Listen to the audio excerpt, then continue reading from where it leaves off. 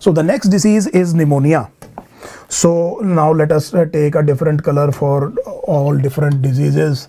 So let me take something else like this, and let us talk of pneumonia. Pneumonia, I am writing it as a pneumonia or pneumonitis. So which means that it is the inflammation. Immediately you get the word itis. The suffix itis, it is an inflammation. So hepatitis, it is an inflammation of liver. Glossitis is an inflammation of tongue, and colitis is an inflammation of colon. Cholecystitis is the inflammation of gallbladder, and so on and so forth. So that means the inflammation of the lung tissue, that may include the pleural membrane as well. This inflammation is called as pneumonitis or pneumonia. And if we are looking at the infectious causes of the pneumonia, it can be caused by bacteria, and the bacteria would be pneumococcus, and the name of the pneumococcus Pneumococcus pneumoniae, or you can call the same bacterium as Streptococcus pneumoniae. Try to remember Griffith experiment in molecular basis of inheritance, and it may also be actually called as Diplococcus pneumoniae. So this is one bacteria that is capable of causing the infection pneumonia in humans, and there is another bacterium which is called as Haemophilus influenzae. So Haemophilus influenzae.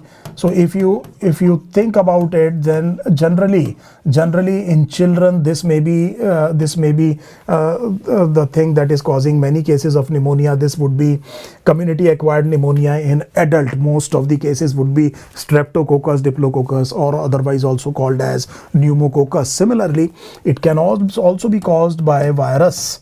So there can be viral pneumonia. Believe me, viral pneumonia can be very, very dangerous at the extremes of the ages. In very young children and in older people, this has a very high morbidity and mortality rate. And you know about coronavirus pandemic, and you know that a dreaded complication is actually pneumonia. And you can understand that many viruses can actually cause pneumonia. Yes, influenza virus can also cause pneumonia. And then we are looking at possibly a fungus. So a fungus, and I will like to remind you about a fungus which is actually Pneumocystis jirovecii. So this fungus, this is deliberately I am telling you this because this is a common opportunistic infection in the cases of AIDS, acquired immunodeficiency syndrome. But because our NCERT is basically talking about the bacterial pneumonitis, so we will be now limiting ourselves to the bacterial pneumonia. Now we know what is the agent, and then obviously the second question immediately comes to the mind. This would be the mode of transmission. So this is a respiratory infection. So mode of transmission would be droplet. So this is mode of transmission, droplets. So respiratory infections are usually transmitted by droplets.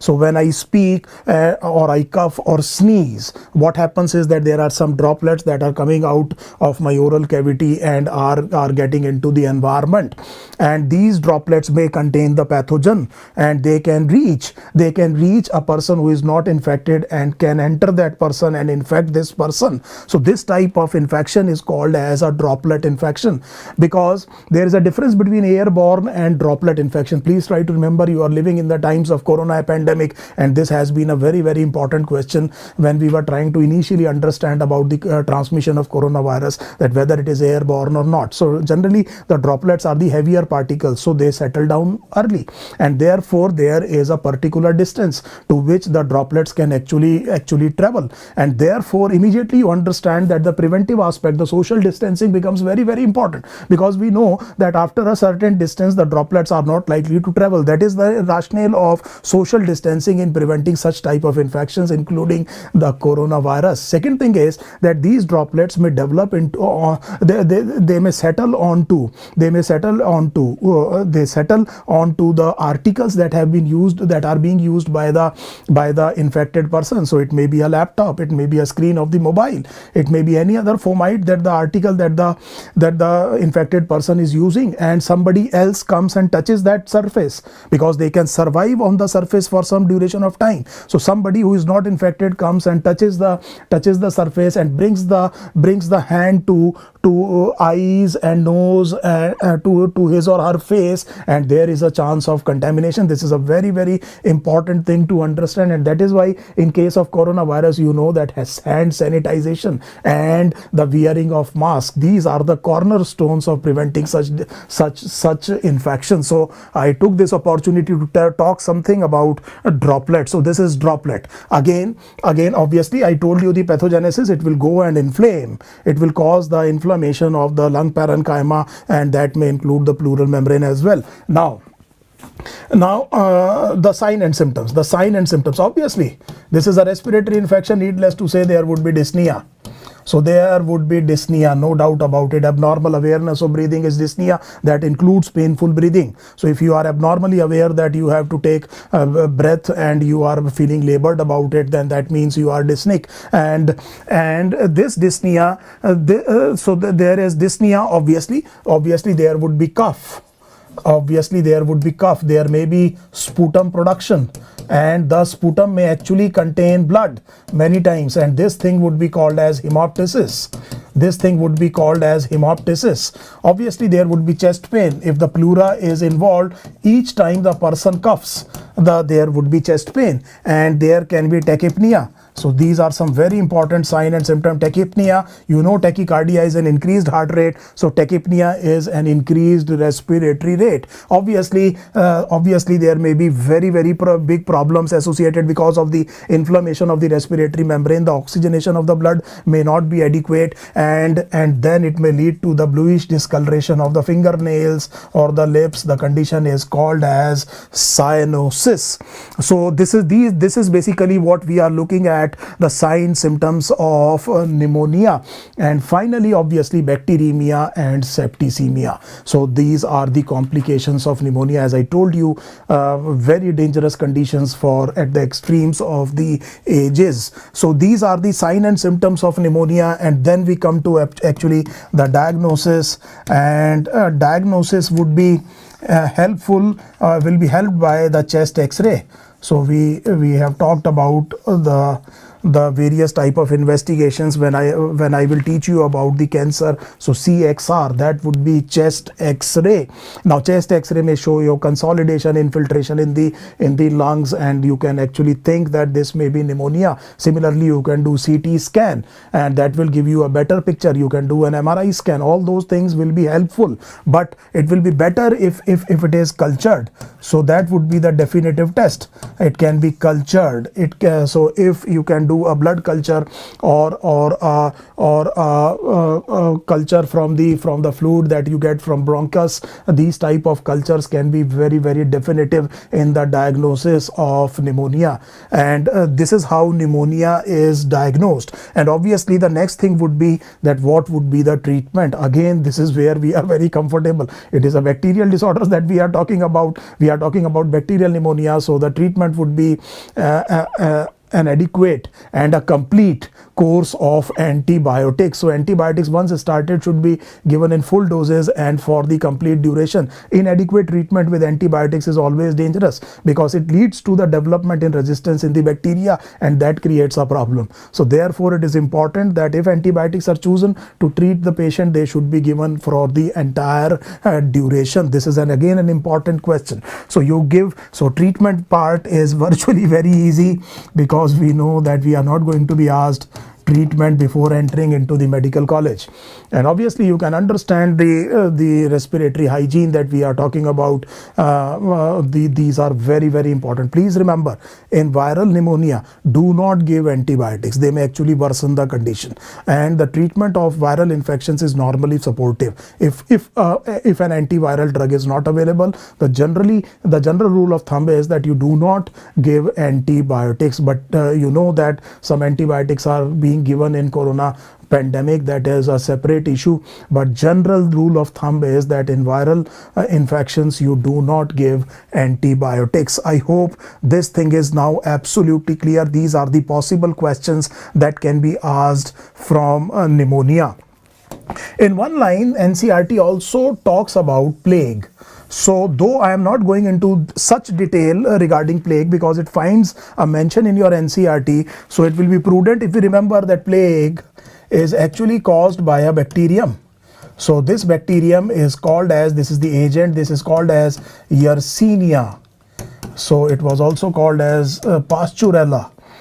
So Yersinia or Pasteurella pestis. So this is the bacterium that we are talking about. The second thing is to remember about plague is that what is the mode of transmission. So there are three different types of plagues. One is called as pneumonic plague. So pneumonic plague will actually be affecting the lungs. The second is called as bubonic. So there is pneumonic plague. So let me write it down, pneumonic plague. There can be a bubonic plague. So this plague actually affects the lymph node, and obviously you know now the word what is called as septicemic plague. So septicemic plague, you know about what exactly is septicemia, and rodents may be a reservoir of this bacterium, and they can be actually transmitted by rat flea. The rat flea is called as Xenopsella chiopsis, and you can understand that pneumonic plague can be transmitted by droplet as well. So there is a rat flea involved here. The name of the rat flea is Xenopsella chiopsis, and we are saying that there are three types of plagues, and because it is a bacterial infection, obviously the treatment would be based on antibiotics. So these are a few points that I wanted to tell you about plague because the disease finds a mention in your NCERT textbook. Similarly, the next disease that I am going to discuss is diphtheria. So it also finds mention in NCERT, so we must know something about diphtheria. Let us take a different color. Now let us change a color. Okay, let us take green one. So this is diphtheria. So diphtheria is again a bacterial disease, and it is caused by a bacterium which is called as Corynebacterium diphtheriae. Corynebacterium diphtheriae. It is a disease of children, so under 5 age. This is the disease that normally affects the children. So this is Corynebacterium diphtheriae, and it is a respiratory infection. Again, you can understand that the mode of transmission would be droplet. So mode of transmission would be droplet. We are saying it is a respiratory infection. Now what happens is that there is a formation of a grayish white membrane in the tonsillar area. So if you look at the throat of the child, there would be a grayish white membrane formed there, and if you touch it, it will bleed, and it can lead to very severe inflammation, and there may be a lot of difficulty in respiration for the child. This bacterium actually produces a toxin. It produces a toxin, and that toxin is very, very detrimental, and it actually carries a very high mortality for children.